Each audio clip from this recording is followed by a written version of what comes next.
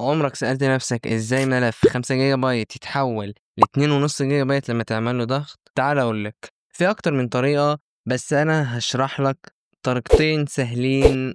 الطريقة الأولى وهو مثلا يكون عندك الملف طبعا انتوا عارفين أي ملف بيتكون من وحايد وصفار، واللي ما يعرفش فهنضرب له مثال بالحروف. مثلا يكون عندك 4A و B و C و D وحروف كتيرة زي ما موجود عندك في الشاشة، تختصر وتبقى كده يعني A4 B3 C2 ودي كده. انت بتختصر مكان وخانات، يعني باختصار كده شيل الزيادات. يعني في A عندك كام A؟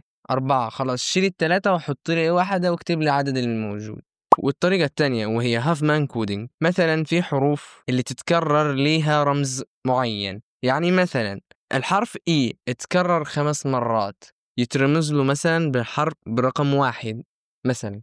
دي الإي كلها اللي موجودة هي 1. ولو عايز تعرف باقي الطرق اكتب لي ضغط في الكومنتات.